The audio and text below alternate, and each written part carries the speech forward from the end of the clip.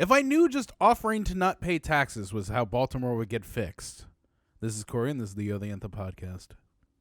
Podcasting is hard. There's so many buttons. If only we knew somebody who used this time to, nap and play on his phone who would want to produce the show. Anyway, this is Rob. Welcome to episode 3475 of the O The Anthem podcast, coming to you from all over LA. But Corey is there in the hashtag OTA LA studios, high above the 110 freeway in downtown Los Angeles, California. Thank you for joining us. Yeah, thank you for listening on your podcatcher of choice. The easiest way, anchor.fm/O The Anthem. And I think it'll be a lot of taxes talk this week. We got two tax-related stories on the docket. Oh, God, excitement. I just can hear the palpitations of I people know. at home. I know people at home going like, man, I was waiting for the hot tax talk going on here. I mean, like, everyone's trying to get this hot vax summer thing going on, but perhaps hot tax summer is the way we should look ahead to it. Well, I'm going to, my hot tax summer is going to be doing my taxes. So that'll be something I should probably do in the next few months. It's always wonderful when you can push it off like that. Well, us W-2 employees, us W-2 employees with massive student loan debt that gets our tax returns confiscated. We try to nail it as much on the head as we can so that, Sally Mae gets less of a check. And also, fuck them. That's why. So my taxes will be done by October 15th. Is that the date? I think. Whatever the date is. It's 6 months after. Whatever the tax day is. Yeah, it's 6 months after the tax day. Well, so it's I think it would be November. Right, because we got a extra month, day, right? May this year? Yes, it was. So yeah, fuck them. November. Yeah. You can wait patiently for your fuck you money. Well, I mean, I get no money. Sally Mae can wait patiently for her fuck you money. All $12. Starting up front, there was a article that was released in ProPublica this past week, which has been gaining a lot of attention. With some really awesome graphics at the bottom. I didn't realize that until I was scrolling through here right before we started. But, when you actually looked at the information there. Well, so we talked about the article, and then I was just like, oh, you mean so like the same shit as always, but then it's got this like really like unique graph at the very bottom that fills as you scroll. So yeah, very interesting. So again, this is not new information to anybody who has been paying attention in the world for the last, I don't know, 100 years or so. But what is different is that somebody had leaked, assumedly from the IRS, somebody had leaked tax returns from 25 of the richest Americans of the last 20 years, essentially. Like the last, I think 2008 was the first. Wait a second. You mean 24 very rich Americans and a rich South African? Yeah. Well, I mean, technically, he pays taxes here in America because he has a company here in America, and he lives in America, so. Yeah, but I don't want to skip past the part where a relative phrase, but he is an apartheid-supporting South African who happens to live in America.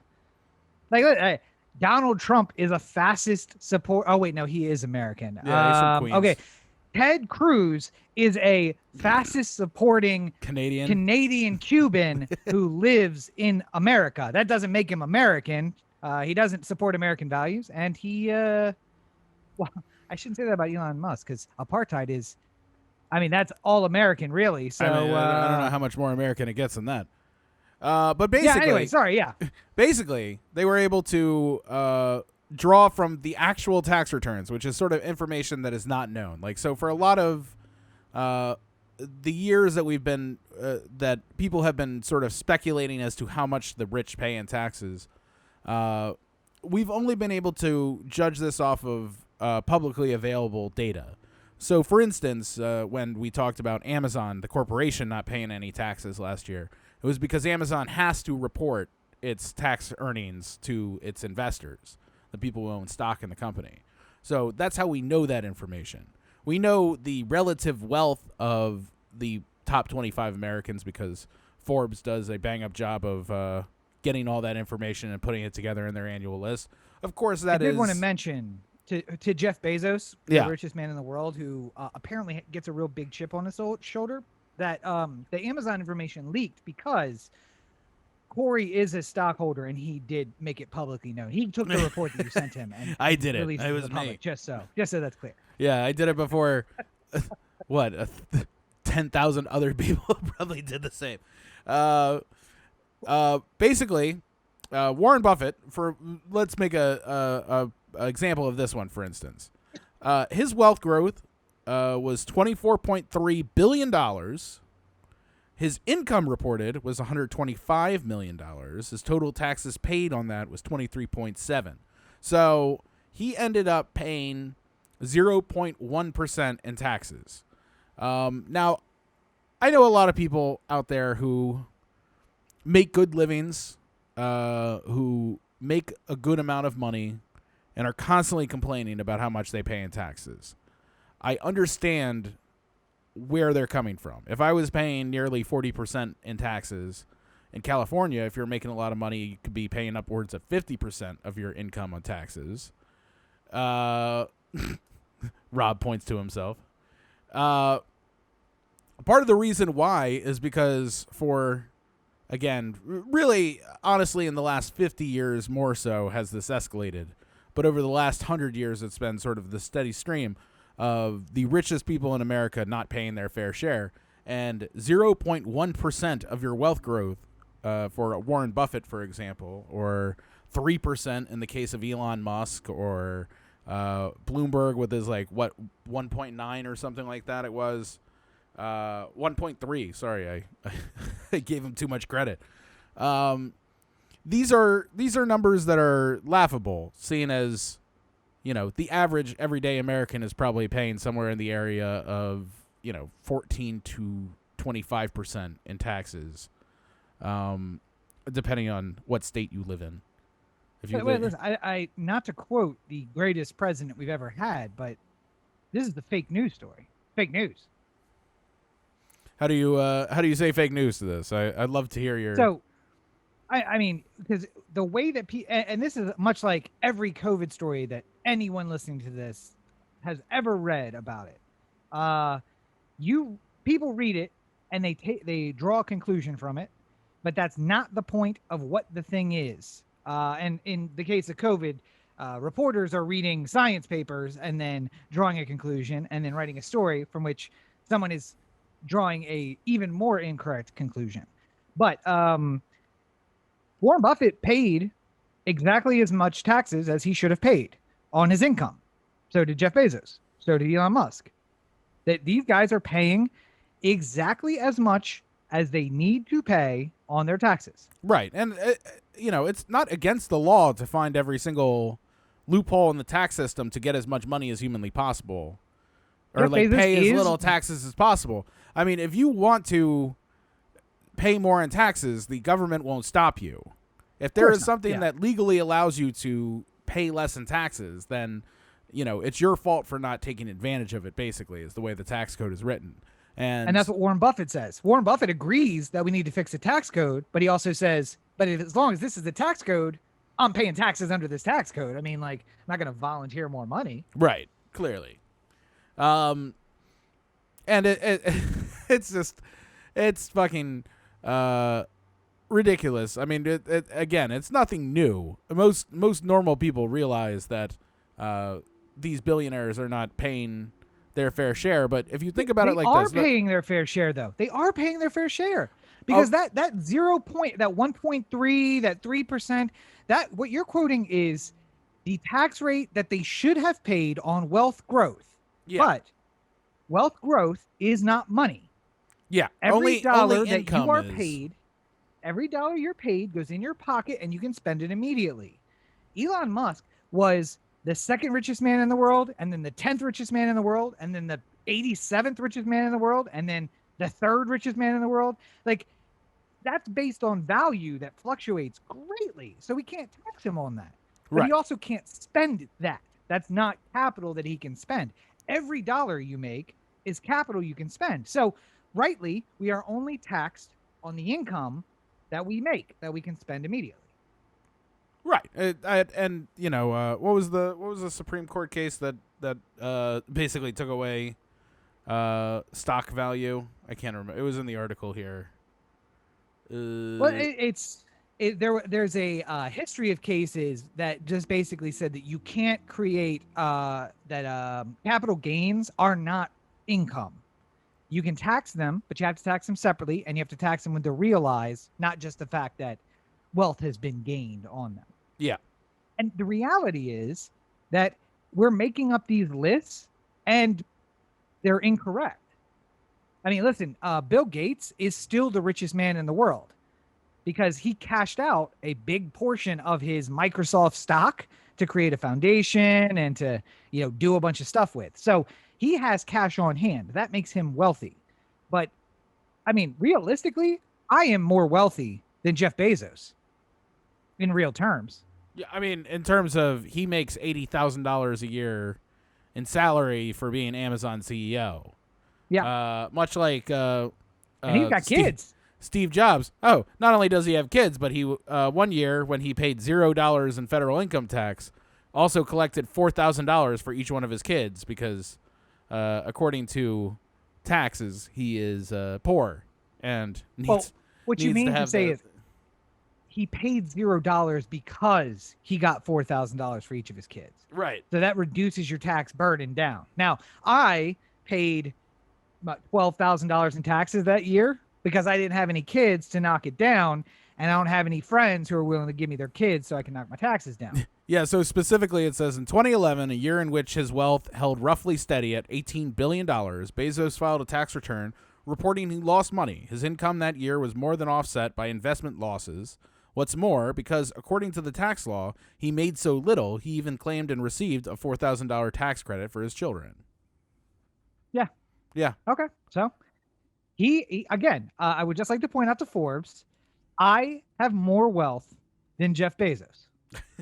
On paper, like spendable. On paper, yeah. I mean, like in the bank, yes. I mean, here's the problem: is that unlike you, or unlike Bezos has the advantage of being able to show that he has great value in homes across the country, in the stock that he has ownership of, that he is able to get a humongous line of credit from some bank, call it Bank of America, right? Sure. And he can draw off that line of credit in order to pay for his life, and he can write off the taxes of the interest of that line of credit against his taxes, as well as whatever losses he can write off to get him down to zero. Okay. So, this is a game that, again, nothing new. Everyone should know this, but the fact that I think they said something like in the article, I was trying to find it specifically, but there was $143 billion worth of tax revenue brought in 1 year, federal tax revenue brought in 1 year, and the share of the billionaires, the top 25, was 1.9 billion of that.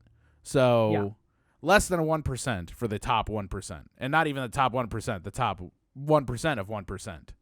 Yeah, paid. So it comes down to this though: either you're with capitalism or you're not, because what you're describing is how capitalism works.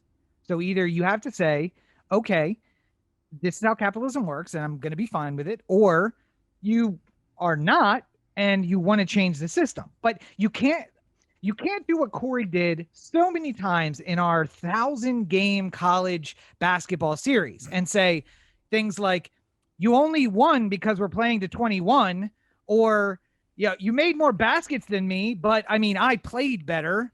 That's not, we're playing a game and it has rules. And I played by the rules and I won. That's how it works. Or you can just say the game is fundamentally flawed and it is only to your advantage and we need to change the game that we're playing. Yeah. Well, that's what I'm saying. We need to change the game. Like that's the Okay, so you don't want us to be capitalist anymore. No, I don't think there's I think that there's a long history of people who had incredible wealth, like mentioned within the piece, Rockefeller, Vanderbilt.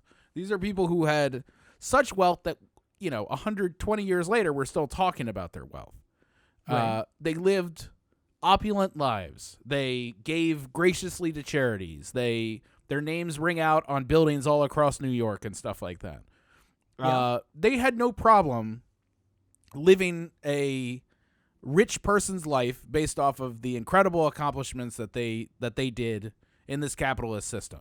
But at the end of the day, they paid taxes. There was a way for which they... No, yes. They didn't. No, they didn't. They did.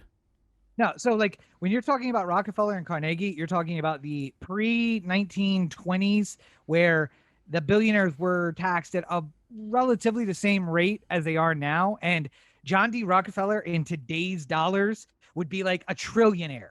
Because he was a 100 billionaire in an era when a dollar was worth essentially $100 that it is today. So he was paying not his fair share then. However, he had something called noblesse oblige, which was an American sense that even though we don't have royalty, our robber barons are our royalty. So they need to do things like donate to charity and create colleges and have buildings built and named after them. And what your problem is that you don't see the billionaires of today acting like the billionaires of yesteryear, which they were under no duty to do. Right. And that is a problem. So again, either your problem is with capitalism or it's not. Well, I mean, we can a duty to do that. I mean, both Bill Gates and Warren Buffett have said that they are going to donate the vast majority of their fortunes when they die. And what fucking good does that do? Well, I mean, Rockefeller did that. Carnegie did that. It didn't do shit all right? Yes, there's a college. Isn't that great? One man got so much wealth together that he controlled 81% of a market that was required for the operation of a country. And at his death, he donated a large chunk of that, about 70%, to multiple charities and foundations. Great. The fuck did he need it for his whole life? Jeff, listen, if I paid you the future Cadillac Baker, if I was to give him $5,000 a day, from the day he was born until the day he reached your age, he would not have a fraction of the money that Jeff Bezos has right now. Yeah. That is more money than a person can functionally spend in a lifetime. It is literally just accumulating wealth for the purpose of accumulating wealth. Well, and that's to escape the planet, which is, I think, they're all of their final plans. But so either you say we cut that shit off so that we can spend it now on things that we need now, or you just say, oh, well, thank you. Please, sir, can I have another? Or, and I'm fine with this too, Corey. I think this is where you're going, and I support your idea that you're clearly putting forth here. The thoughts of Robert, not mine. Billionaires, that we kill all the billionaires right now, so that we take that function of getting their wealth back into society right now. So when you say we need to make a hit list of Bezos and Gates and Buffett and Musk, I support you wholeheartedly in your plan to assassinate all of these billionaires. Not my position, but I will say I was thinking about this earlier when I was reading this article. Like 5 years listening to this shit. I was thinking about this earlier when I was reading the article, and I was like, Rob's thought of guillotines and getting rid of all the billionaires is largely based off of a fundamental understanding of how history goes, where every great society that promotes people of great wealth eventually grows to the point where they become so the lower classes become so tired of it that they go and start killing people because it's just reached that critical mass. This is how history has shown itself to be time and time again, through the Gilded Age and through France and through a lot of examples through history. I would prefer us not to get to the point where we start randomly killing people, and instead get to the point where we figure out a way to honestly be able to tax somebody who has obscene wealth, even if the wealth is on paper. And I realize that would require, like laws that would pretty much an amendment to the Constitution at this point, because you would have to overturn Supreme Court precedent on this. But, some sort of manner of paying your fair, because it's just not. I would not. You made the point earlier about I could pay a CPA $300 and they would find $300 worth of savings in the taxes that I pay. More than that. More than that. They would make up their value to me and the money I spend on them, because I would pay that much less in taxes based off of their ability to find all the loopholes and get me good. And again, that's all legal. If there's a legal loophole that the CPA knows and it saves me money, I'm not under under requirement to pay the IRS more than what I can find to legally pay them.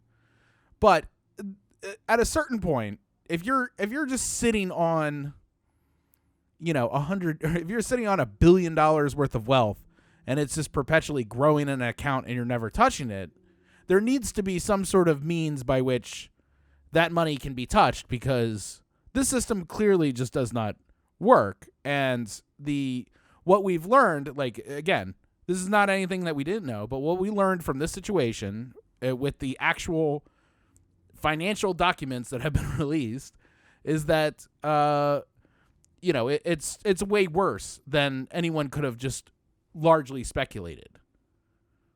Because I said a minute ago, imagine listening to this in 5 years, but I do want to send a message to that far-flung future, which has found the podcast and is using it as some sort of prophetic. Yes, I am in fact a prophet, and you should worship me thusly. However, my message to you, my overarching message to you from beyond the grave, as Corey and I talked about earlier, 5 years or so away, when I'm just like, what were we talking about? Nope, that's it. Off to the wilderness. Is this.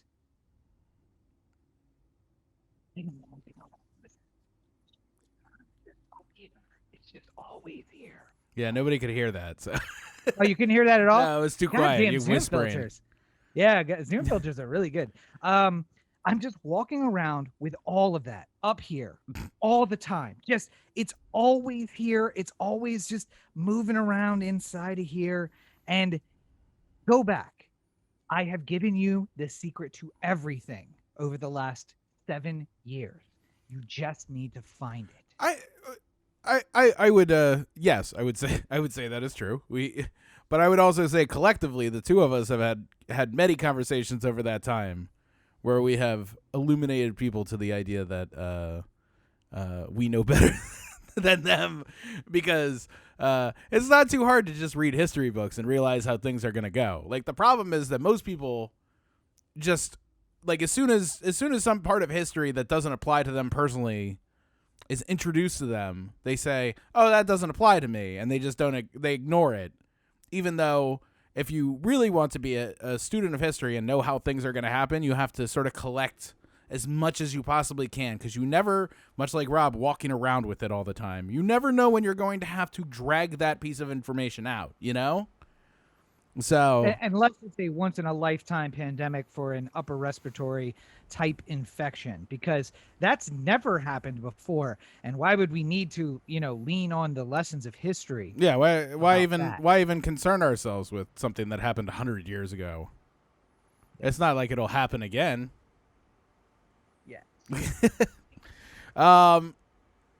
Moving on though, back to eat the rich. Yes, you're right. Yes, we should kill and eat the rich and then split up all their stuff amongst all of us. Back to our old home. I figured maybe we'd meander on down to. Oh wait, shit! I gotta get it queued up. Hang on. I was trying to give you a little heads up. Yeah, go ahead. Maybe we go on down to the Baltimore corner. Where you get the straight dope. Indeed. So along the tax conversation, another tax conversation. The business owners of Fells Point have had it up to here with the city and are saying, if you don't do what you're supposed to be doing, which is controlling the crime and getting rid of the criminals and locking them up for the crimes they commit, then we're just not going to pay taxes, because fuck it. if you're not going to do your job with the money we spend, then we're just not going to give you the money anymore, because clearly what difference does it make?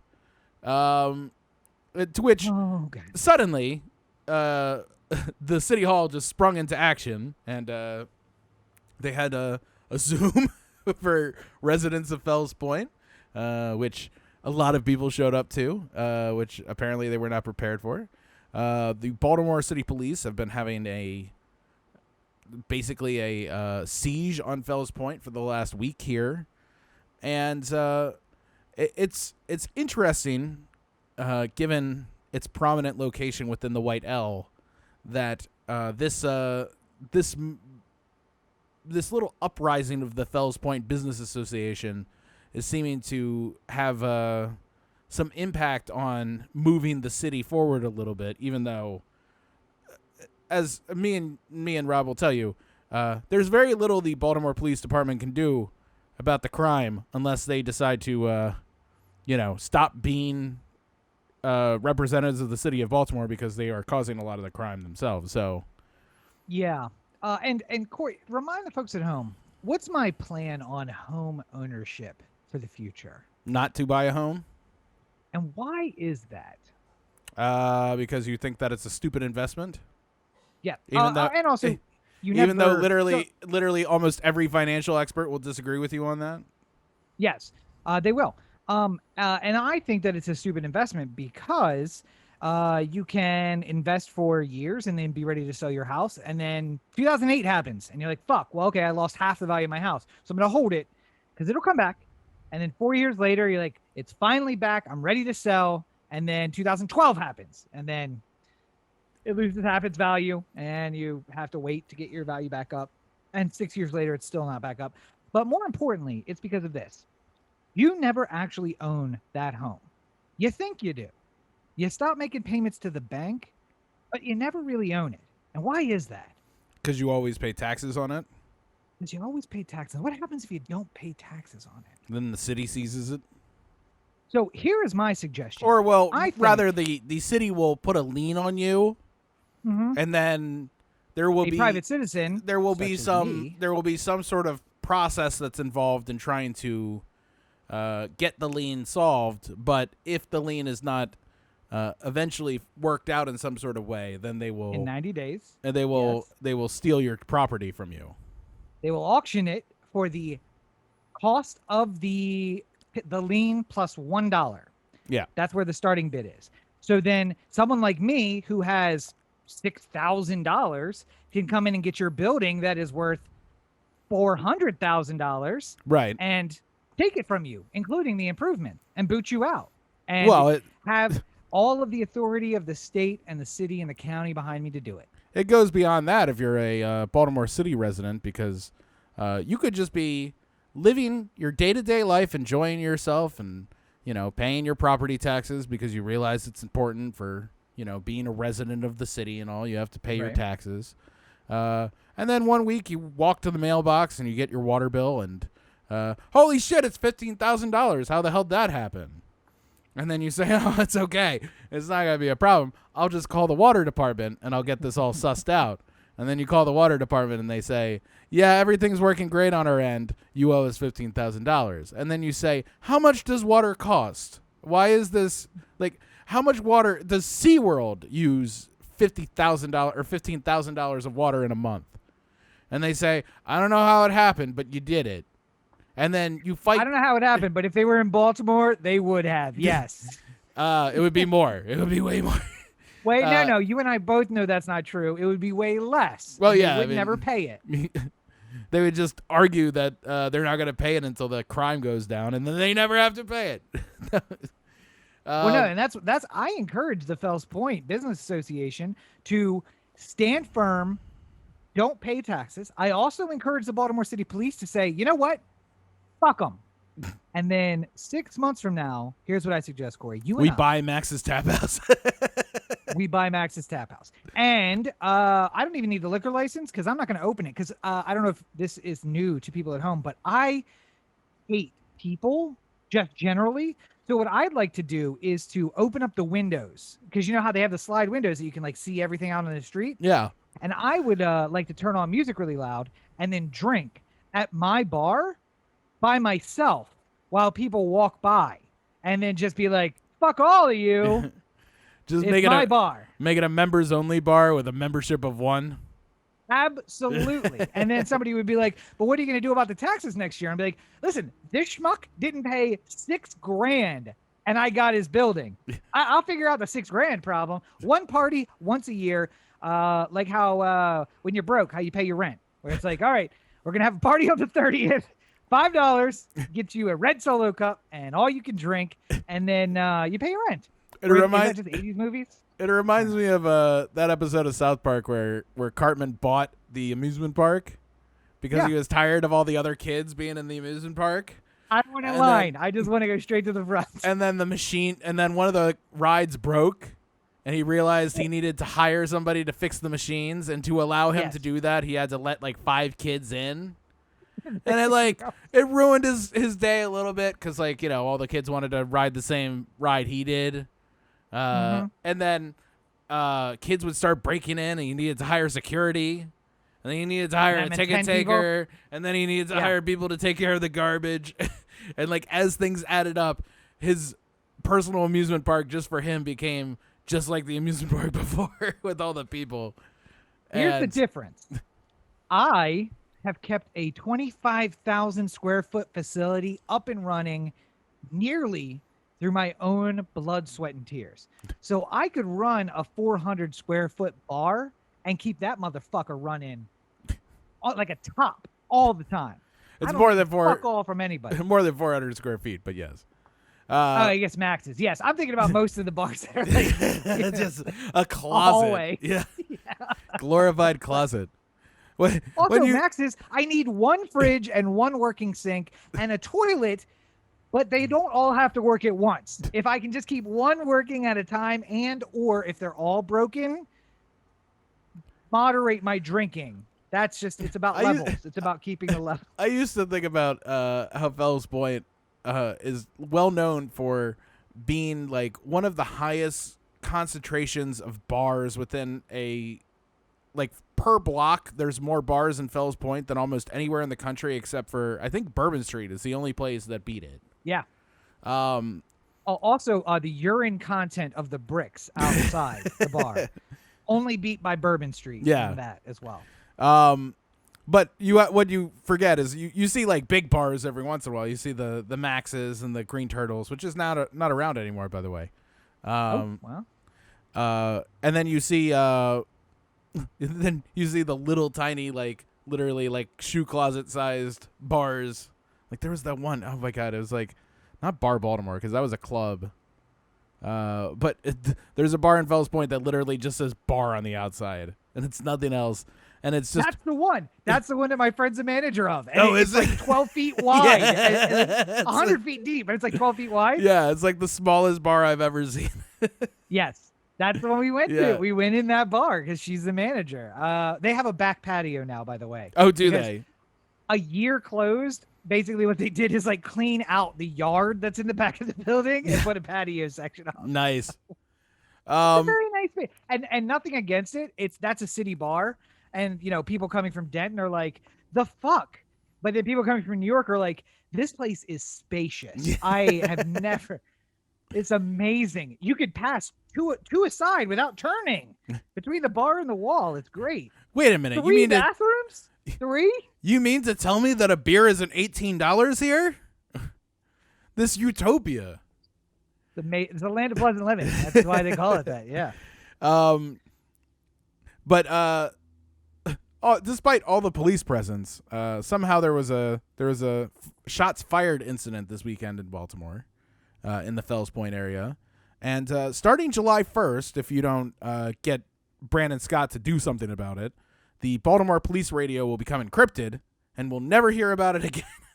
No, the crime will get instantly better because you'll just never hear about the crime coming out because all the people who report on the crime will not be listening to the police radio anymore. And that's it. Surprise. The Baltimore Police Department, one of the most corrupt public institutions I have ever seen in my entire life, is looking to have their police radio encrypted, and it starts, half a month from now. This is sorry for that technical problem we just had. The podcasting is hard. The internet just went out in Hollywood, so apologies for that. We had Verizon Wireless, not even home service, wireless outage earlier today, which meant I had to walk to work because I had no data on my phone, which was super fun. And then Spectrum went out. So, and of course, as they of course did, I received a text from Spectrum saying, "We believe there's an outage in your area." Just at the moment the service came back on. So here's to you, Spectrum. I don't know who owns Charter and Spectrum, but I'm going to put them on the list of billionaires for Corey's Eat plan. Time Warner, the people who've ruined Warner Brothers. Oh, is it? Well, technically, AT&T ruined Warner Brothers, so let's... well, listen, technically everybody who's ever touched Warner Brothers after the Warner Brothers have ruined Warner Brothers. So. I don't know if all of them have, but, it's been kind of sad here recently. Anyway, back to what I was saying. Charlie Manson, assume he's still alive here. And imagine for a minute that he says that he wants, extra yard time. A reasonable person would say, no, fucking Charlie, you don't get extra yard time. You're the worst prisoner we have, and you don't deserve extra things that come from being a good model prisoner, because you're not a model prisoner. You're just an asshole who constantly is causing trouble. This is what the Baltimore Police Department is, and we're giving them the benefit. They should be allowed to have encrypted radio, because I don't even fucking understand. It's our whole problem, the whole problem of crime in Baltimore is so largely based on the fact that the Baltimore Police Department have carte blanche to commit crimes on their own and not solve crimes, because nobody trusts the Baltimore Police Department, and then nobody testifies against criminals who commit crimes because, number one, the Baltimore Police Department won't protect them, and number two, the chances of somebody actually getting convicted at the end of the thing is so low. And then I think you've been too deep in the research. We got rid of the gun trace task force. That's past. You're talking about the past. We're talking about the future. Here's the funny thing. The new. Roberto and I were watching The Wire earlier today, season 5, when McNulty just goes completely off the deep end. And he looks at me, like a person filled with hope would, and says, he's going to get in trouble for this, right? I said, of course not. He's like, but what he's doing is so illegal. And I'm just like, the Baltimore Police Department is a deeply flawed organization and will never change. I don't know what to tell you. If Howard County decided that they wanted to investigate McNulty for something he did, then perhaps he would get charged with something. Or if the FBI or some other agency decided that they were going to find some sort of charges, then yes, of course McNulty would be found guilty and go to jail and the whole thing. But because the onus on figuring out whether or not somebody has committed a crime lies on the Baltimore Police Department, it will never happen. It just won't happen. Yeah. It's just it's a completely preposterous exercise to think that the Baltimore Police Department will change in any kind of meaningful way, yet we give them the carte blanche of a model prisoner. Well, as a reminder from your research, how did the gun trace task force fall? It was because of everything was in Baltimore, right? It was an internal affairs search. No. It was because a drug dealer got arrested in Baltimore County by the Howard County Police. It was a Howard County or Harford County. It was Howard. Harford County and Baltimore County joint operation to try and bring down drug dealers who were bringing drugs into their area. And then all of a sudden they found out that there were a lot of calls between drug dealers and Baltimore Police Department officers, and they said that's weird, and they got the FBI involved, and then the FBI eventually arrested the gun trace task force. Yes. Literally every single one of those police officers would still be on the street if it weren't for that. That's the only thing that kept any of them from being arrested or serving any kind of time or us understanding what they did, because this is not a surprise to people who live in Baltimore, where it's just the cops came out of nowhere, fucking roughed everyone up, arrested people, and stole their shit. Yep. And then rolled out. And then rolled out. And And then what do you do when you go to the judge and you say, that cop stole $200 from me when he was in the process of arresting me? And they said, but you did the crime, right? It's just like, well, I mean, I had drugs on my person, but the cop robbed me. And it's just like, the cop's not on trial here. You're going to jail. Guilty. I mean, or so what you're telling me is $200 of ill-gotten gains are missing, and I'm supposed to take your testimony. The criminal's testimony over the right upstanding officer. Yes. Of the Baltimore Police Department, which has done nothing wrong ever in its history. From the very beginning, a sterling organization that has never had anything that has let go of the polish on its shine. Nobody talks to them talks to me like that, except maybe the boy. Oh my God. Yeah. So the basis of that is that nothing's gonna change. So don't get your hopes up. And have you seen Army of the Dead? Have you watched Army of the Dead? No, but I heard good things. I am thinking. You know the concept of it though, right? No, I didn't. Okay, so zombie outbreak, but it's localized to Las Vegas, and they keep it localized by basically building a big wall around the city of Las Vegas, which works because it's a desert. So like you wall off the city, and then even if it gets out, it's just like 100 miles of desert to anything else. Right. I say we do the same thing to Baltimore. And just so I'm clear about this, I include Essex, Dundalk, all of the suburbs in that as well. I just want to wall off that entire area because downtown's dangerous, but the folks out in Dundalk and Essex are nearly as dangerous, just in a different way. So, yeah. Well, that's where the police live. That in Pennsylvania. Well, yeah. We should probably extend that wall into southern Pennsylvania as well. Get all the. I was about to suggest we make a rule where the Baltimore police have to live in the city of Baltimore, or at least in the state of Maryland, but that would never happen. It's so fascinating to me that Brandon Scott, amongst all the mayors that we've had in the last 20 years, seems to be the one who, at the very least, can like keep it together. You know, like O'Malley couldn't get out of his own goddamn way. You know, we know what Dixon and Pugh did. SRB was just like fucking the worst we've ever. If I wait, I'll be governor. Just keep being mayor. You'll be governor. That's how this works.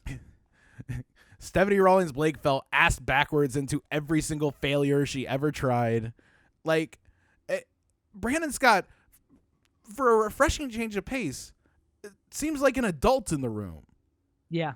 And yet, it's like, he, at the same time, the one thing he could do that would endear him to the citizenry more than anything else would just be like, if he had a press conference and he just got up there and he cleared his throat and he was just like, you know what? Fuck these cops. And then just left. His support in Baltimore would go up 80%. Like, he would be the most popular mayor we've ever had. Yet, for some reason, he feels like he needs to keep up this dog and pony show of this criminal cartel known as the Baltimore Police Department. Still protecting He's a black us. man. He's a black man who lives in Baltimore, so he also has to drive home from that press conference, and that's probably what he's thinking about. Like, I'm gonna get yanked out of the car in Freddie Grade. So I should probably not. No amount of security will protect me.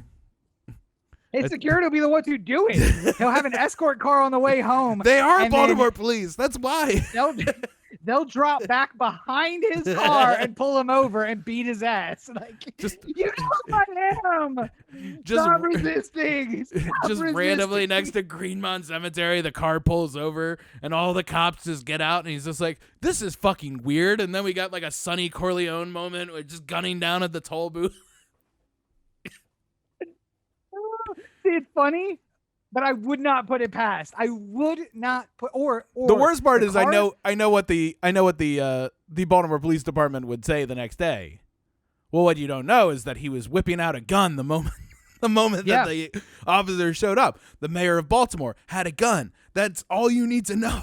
That's why he was violently gunned down in front of or I was gonna say that in front of the other dead at the Greenmont Cemetery.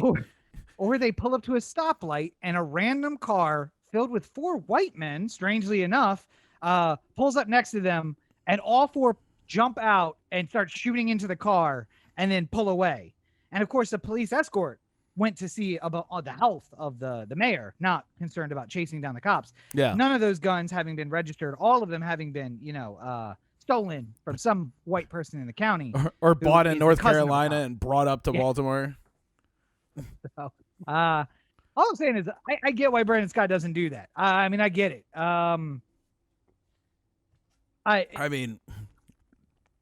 still maintain the take your medicine mayor is not. It's just gonna have to happen at some point. We have to check our privilege and say you or I could be a take your medicine mayor, because there's going to be a level of they're not going to kill me. They're not going to kill me in public. And if they're going to kill me in public, it almost will my memory will live on and get shit done. Brandon Scott dies in Baltimore, and they will do everything they can to say he had a gun or there was a reason for it, and it's just another black man dead in Baltimore. So what's the big deal? Yeah. And then it'll be killed in Baltimore. And then it'll be up to the Baltimore Police Department to investigate it, and they'll never find the killer, just like Sean Suiter. Yeah. By the way, look in your own goddamn ranks. Look in your own goddamn ranks. It's one of them. It's one of the 3,000 officers sworn. If it's not one of the 3,000 officers sworn, it was somebody that knows one of those 3,000 officers sworn. There's no you will never convince me otherwise. Never in a million years will you convince me that the Baltimore Police Department, in some way, shape, or form, didn't kill Sean Suiter. Snitches get stitches goes to the ranks of the police as well. So listen, it's deep embedded in Baltimore. I don't know what to tell you. And apparently, it has made its way down to the Eastern Shore as well, because the far the Eastern boys Shore, in blue in Ocean City, are the same way. Well, you know what? I always thought of Baltimore county cops and the Ocean City cops as like the same sort of thing. Like, there's not real crime to deal with. I mean, there's crime. Don't get me wrong, but there's not like Baltimore City crime going on, right? Yeah. So largely, what they do is they have way too many officers who just get upset over the smallest little nonsense ever. Yeah. And they mostly take it out on kids, because nobody gives a shit when you rough up a kid as opposed to rough up a 50-year-old who could potentially sue you, like, so like some 17-year. So basically what we're talking about is there's a story video out of Ocean City, Maryland. I saw Ocean City trending on Twitter and I was like, oh God, what the fuck is this? Maybe it was because Mar of Easttown is wearing an Ocean City hoodie in several scenes. That's Jersey, though, right? No. Because remember, over the last few years after Sandy, there is no Ocean City, New Jersey. Nobody goes there anymore. Really? It's all Ocean City, Maryland. Yeah, and I recognize the print and the embroidery. Yes, as Ocean City. I've seen it very often. And that meme of Leo from Once Upon a Time in Hollywood, that was me during the show. I was like, pointing at the screen. I know that place. Anyway, yes, Ocean City cops. So there was a video where 6 Ocean City police officers come up to a 17-year-old black teen on the boardwalk, accuse him of vaping the day before, which, as I learn now, is apparently a crime again, or is apparently a crime now in Ocean City. You can't smoke or vape or do anything on the boardwalk, except for spend money. That's the only thing you're allowed to do on the boardwalk now. Right. Spend money at a vape shop that's on the boardwalk. And then leave the boardwalk to enjoy your vape. Yes. Go to fucking Assateague to enjoy your vape. No, because that's a state park, and you're not allowed to smoke a vape or cigarettes in a state park either. Oh, true. Goddamn nanny state. I'm going to turn you into a communist revolutionary before we're done. Just wait. Them billionaires are going to go too far, and they're going to take this nanny smoking law too far, and Corey's going to be Che Guevara over here. By the way, I saw, just a quick sidebar, I saw a really interesting piece of information. Apparently, the state of Massachusetts had banned menthol cigarettes. Yeah. Do you know how much that cost the tax base of Massachusetts? Billions. I saw that it was like billions lost or something like that. No, it wasn't billions. They lost $127 million in about 10 months worth of time. Well, but they repealed taxes, it, right? What? They repealed it? No. In the first 10 months of it being there being a menthol ban in Massachusetts, they lost $127 million worth of taxes that they had the year before. Meanwhile, Rhode Island and Vermont gained $30 million and $40 million worth of tax revenue, mysteriously overnight. So, well, no, I think the story. So I think the ban has a 10-year, like it's in place for 10 years before we have to like analyze and either renew or undo it. Yeah. So it might be that it's going to cost us $1 billion over 10 years to ban menthol cigarettes. I mean, if it costs them $127 million in 10 months, that seems to add up. That math, right? Yep. So anyway, back to Ocean City. It's weird to put it in that perspective, by the way. You're like, $127 million, okay. But that bill doesn't come up again for 10 years. Yeah. It's $1 billion over 10 years. You've been working on the goddamn turnpike for 35 years. You couldn't use $1 billion? Same. That big dig gonna stop. Yeah. Plus, half the guys out there are smoking menthol cigarettes, and you don't want to be around driving to fucking Rhode Island for him, too. I need a day off, man. I'm sick today. I got to go to Rhode Island for my smokes. Got to buy a couple cartons. So, back to Ocean City. They accused this teen of smoking the day before. Vaping the day before. Vaping the day before. Sorry, I linked these two dangerous things together. By the way, any chance that the 6 white police officers may have misidentified the black youth that was vaping the day before? Any chance that was the case? I like the fact that time and time again we have proven that white cops have an awful time identifying black suspects. Like, it's just a general principle that, like, for whatever reason. Well, no, it's not cops. It's just you have an easier time identifying a single individual of your race than you do as soon as you have to cross racial lines. Because you have grown up from the time you were a child seeing. Now, this is an advantage that, like, my nephew will have, because half of his family is well, a quarter of his family is mixed, a quarter of his family is black, half his family is white. So he's going to see a wide variety of faces. I'm going to teach him a lot of Spanish. I'll eventually have to get a nurse or maid from some country in Central America. So he'll have a lot of different faces around him. He'll be able to identify a lot of people. Yeah. Anyway, back to Ocean City. By a nurse, I just mean a 22-year-old au pair who can teach a young 13-year-old. You don't go there. I know where you were going. And the only thing I have to say in reply is the great quote from the league.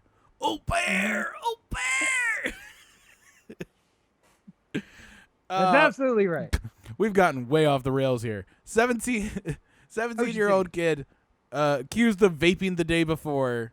The officers told him to take off his backpack, and when he lowered his arm to allow the backpack to come off of his back, they saw that as him reaching for something in his waistband and tased him. Now, thank God they didn't shoot and kill him, but still, the tasing is not necessary in this situation. There was white people behind him, Corey. They weren't going to shoot him. They might have accidentally shot a dog or, a white person from behind him. So. The part where it really gets bad is the grotesque way in which they kneeled on him while they were trying to cuff him, and then hogtied him. Haven't seen that at all in the last year. So hogtied the 17-year-old, and then like 6 or 7 officers drag him like it's like a fucking coffin to the wagon where they take him away to prison. It is it was hard to watch, and thank God he is not been shot and killed, because that is how a lot of these stories go. But so wait, let's add that to the list. Things that black people can't do in public: take off a backpack pursuant to a police command. Okay, all right, good to know. Good to know. Yeah. Or look like somebody who vaped the day before. Yeah. Fuck. All right, well, we're fucked. All right. Like literally nothing. There's nothing you can do.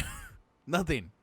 And listen, and by the way, they didn't. I don't believe that they told him why they were stopping him, but he did give a little like, what is this? What did I do? No, yeah, I don't. Yeah. So again, they were doing an illegal arrest. And literally the only crime he can be accused of is resisting the illegal arrest. So the cop illegally said, "You're coming with me." And the only crime he committed was saying, "No, I am not coming with you because you legally cannot take me into custody." I want you to think about that, and I want you to think about the billionaires not paying their taxes every night right before you go to sleep, like a prayer. I just want you to think those two things over and then go to sleep, and I want you to call me in 7 days and tell me.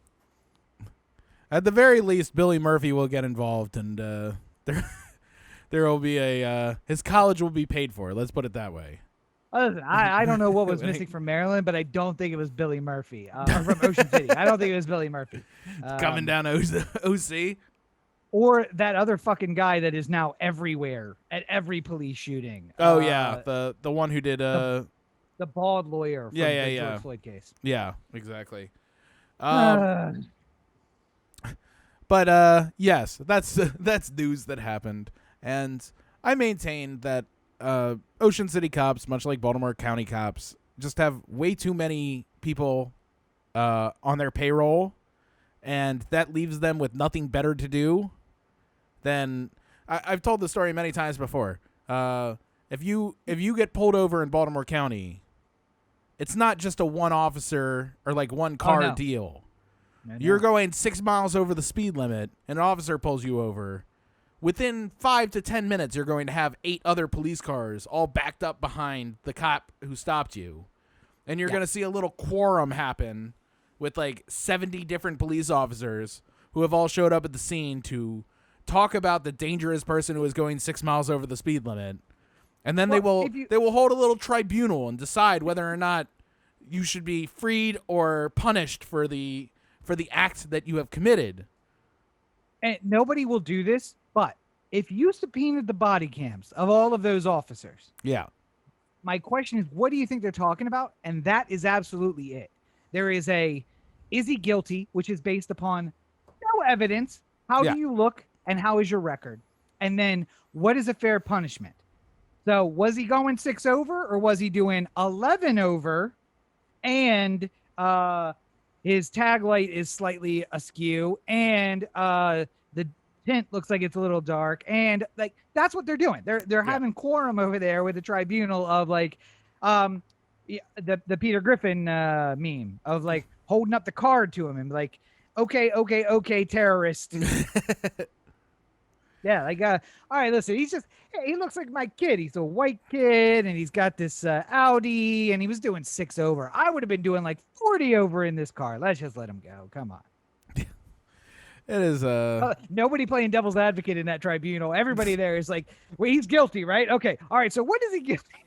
What is he guilty of? What did he do this time?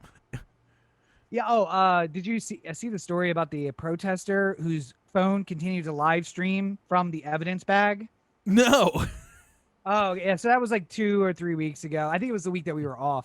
But guy's live streaming, and the cop goes to grab it, and the guy like fights him. So there's like a struggle. And when he gets it, he just basically hands it backwards to another cop who drops it in like the evidence bag that has a bunch of people, arrestees, stuff in it, right? Yeah. But it's still live streaming.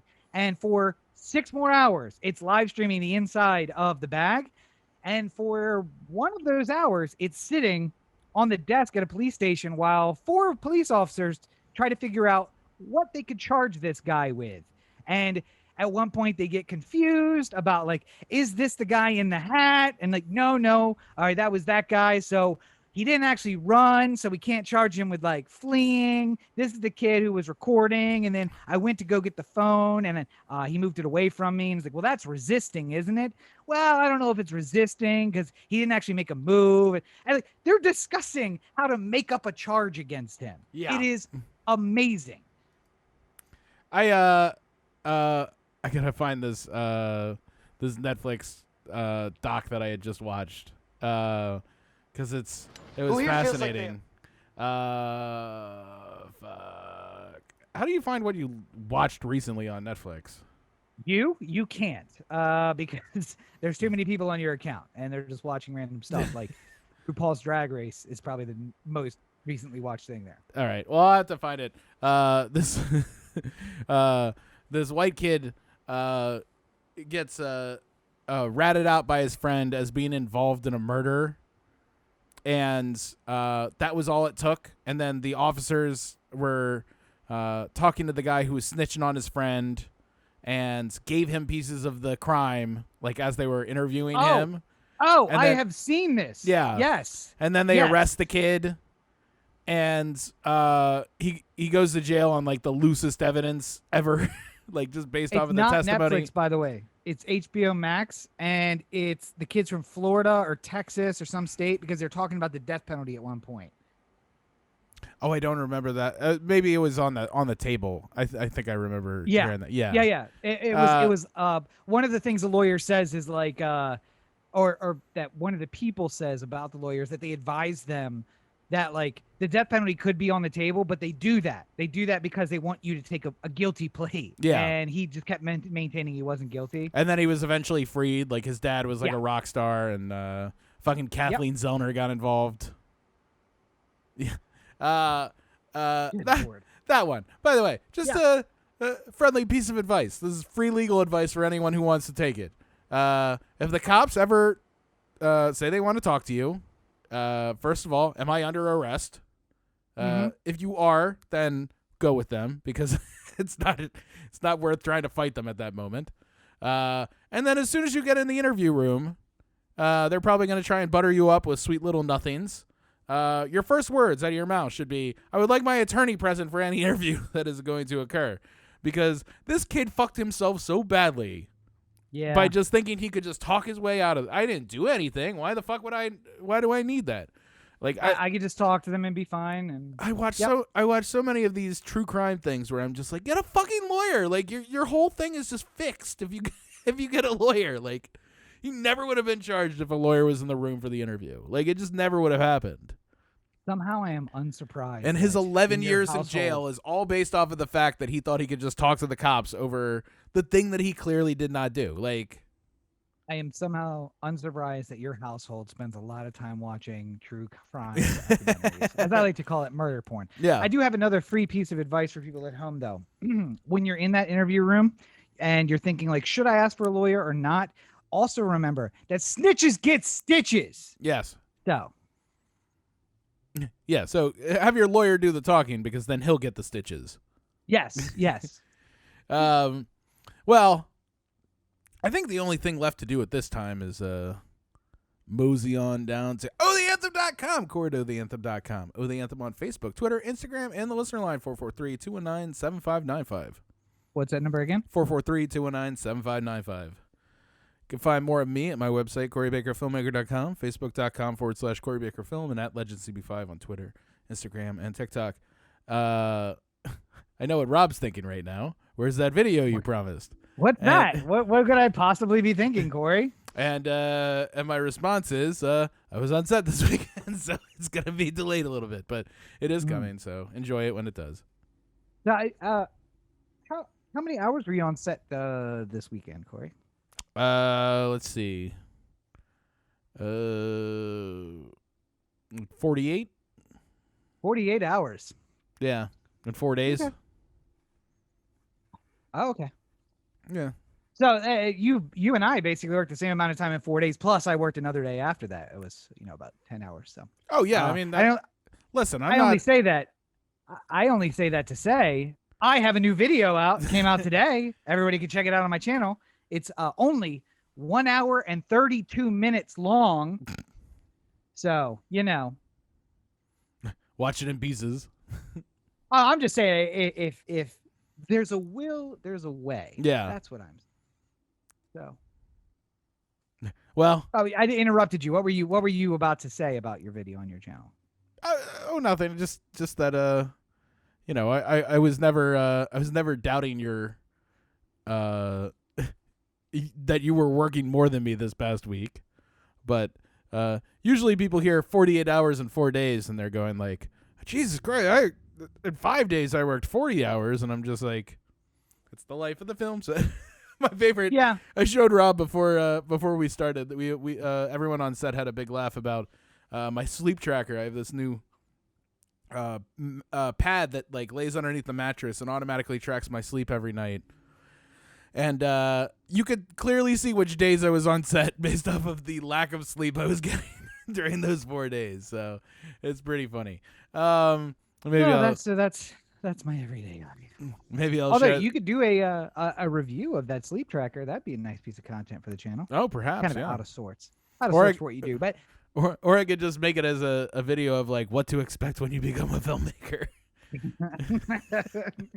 Things that are necessary. A sleep tracker, so you know how bad to feel. Just show the data from all the days on set. Yeah. Here's a week I worked. Look at all the great hours of sleep first, then look at all the shitty hours of sleep. But of course, you can find more of me at Robert and Chicken Oysters Networks. As I said, I have a video up. It is an hour and 32 minutes long. And to the one person who sent a comment 1 hour and 48 minutes after it was posted, you haven't renewed my faith in humanity. But Corey, what is it? Is it Billy Madison? Where at the end of it, Buscemi's sitting there and he like crosses the name off and then puts the lipstick on. Yeah. Yeah. To you, I say, I often call for a renewed coronavirus or similar pandemic that kills off 95% of the human population. And to you, person who commented at the end of the video, an hour and 48 minutes after I posted it, my hour and 32-minute long video, I crossed your name off the list. I want you to be one of the 5%. That's all it takes. Yeah. But to everyone else, you should break it up into like 30-minute chunks because it's dense and it's a lot. And if you are one of the 5 or so people who have watched the majority of it, don't be concerned. I am still here. So there's that. And I hope it starts a dialogue with you and your friends at home. So I also spent the entire day waiting for the axe to drop. And I haven't gotten messages from the family. And Corey seems to have not seen the subject. Corey and Roberto both have apparently not seen the subject. So avoided that conversation. Don't look it up. Don't look it up. That's not the point. The point is not to look it up now. Anyway, so go check out the new video. Okay. Well, I guess. So am I not to react to it live on the podcast? Is that the? Yeah. It's gonna extend the episode unnecessarily because it's gonna be like a whole thing. Although you, I will guess, are going to be one of the very few people that get the homage in the title. Yeah. Are we talking about how I learned to oh fuck. It is the actual movie. Dr. Strangelove. Dr. Strangelove, yeah. Or how I relaxed and learned to love how I relaxed and learned to love the bomb. Yes. I will for as big of a movie guy as I am, I will never ever completely get that title every single time. I will get Don't Be a Menace to South Central while drinking your juice in the hood every time without question, but I will not get Dr. Strangelove or how I learned to stop. Oh, here we go. Or how I learned to stop worrying and love the bomb. Yes. There you go. Yes. It will always escape me. What is that one thing they said about Kubrick? There's a word they used to describe him. Uptight? It's a G word. Genius? Yeah, so that's what we have in common. Anyway, all right. Well, I think we've done good here today.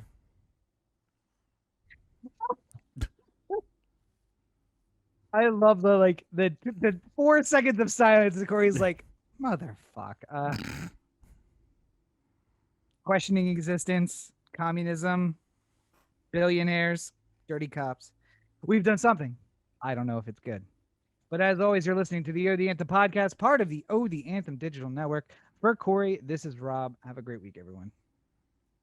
Bye.